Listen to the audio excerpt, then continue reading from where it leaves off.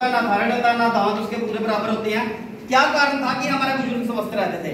उसका कारण यही था कि माय डियर फ्रेंड्स कि हमारे बुजुर्ग जो होते थे वो घर का खाना खाते थे और घर में उनकी जो मसालादानी रहती थी या जो भी किचन में वो चीजें यूज करते थे वो अपने आप में एक आयुर्वेद का काम करता था। एग्जाम्पल के तौर पे हमारे बुजुर्ग थे वो सौंफ का इस्तेमाल करते थे, जीरे का इस्तेमाल करते थे, धनिया का इस्तेमाल करते थे, अजवाइन का इस्तेमाल करते थे, लहसुन का इस्तेमाल करते थे, अदरक का इस्तेमाल करते थे। ये चीजें अपने आप में एक आयुर्वेद का काम करती है और जो इंसान इन चीजों का प्रॉपर तरीके से इस्तेमाल करता है बहुत ज्यादा संभावना रहती है कि उसको किसी किस्म की बीमारी नहीं लगती।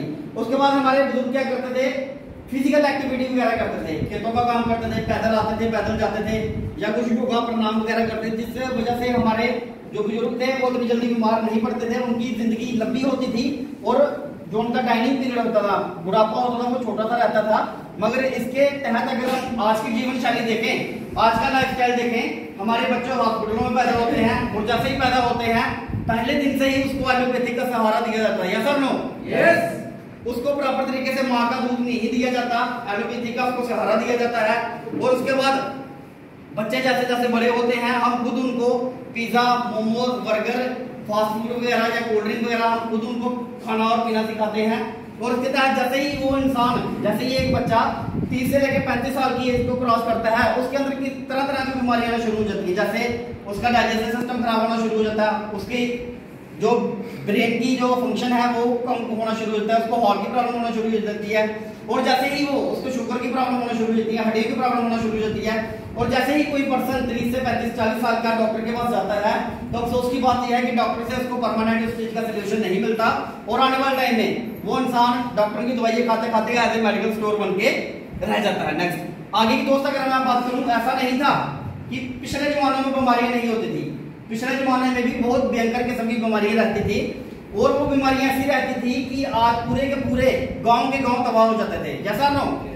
कौन कौन सी बीमारी थी? जैसे मलेरिया था, डिप्थीरिया, चिकन पॉक्स, प्लेग, ये कुछ ऐसी बीमारी थी जब आती थी हजारों लाखों लोगों की जिंदगी तबाह करके चली जाती थी। मगर आज हम थैंक यू करते हैं मेडिकल साइंस का कि आज किसी को भी प्लेग हो जाए, मलेरिया हो जाए, डिप्थीरिया हो जाए, डेंगू हो जाए, अगर मेडिकल कॉलेज में या हॉस्पिटल में अगर हम उसका ट्रीटमेंट लेने के लिए जाते हैं तो हम दिल से थैंक यू करते हैं मेडिकल साइंस का कि आज इन बीमारियों से मरता कोई भी नहीं है, इन बीमारियों का प्रॉपर सोल्यूशन आज साइंस के पास है। मगर दोस्तों आज अफसोस के साथ कहना पड़ता है कि आज जितनी बीमारियां हमें लाइफस्टाइल खाने पीने की वजह से हो रही है, जैसे आप स्लाइड के माध्यम से देख रहे हो, ऑस्टियोपोरोसिस है, अस्थमा है, डायबिटीज है, स्ट्रोक, कैंसर, हाइपरटेंशन, ये जितनी भी प्रॉब्लम है आज हमें मात्र खाने पीने की वजह से हो रही है। हमें अफसोस के साथ कहना पड़ता है कि आज एलोपैथी में इसका कोई भी ट्रीटमेंट नहीं है।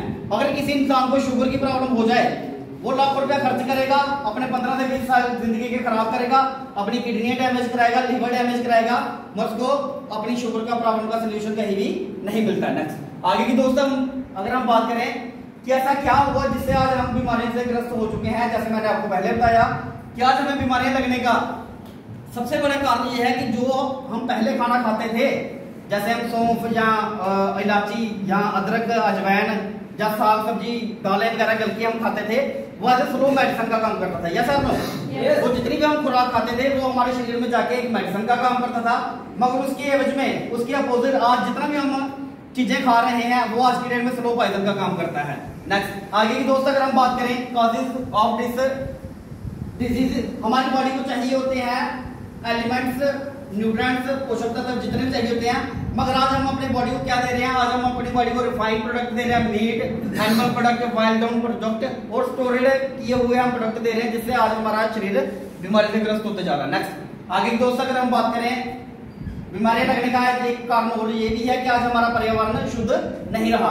आज अगर हम हवा की बात करें, हवा भी हमें बीमार करने में बहुत बड़ा रोल अदा कर रही है।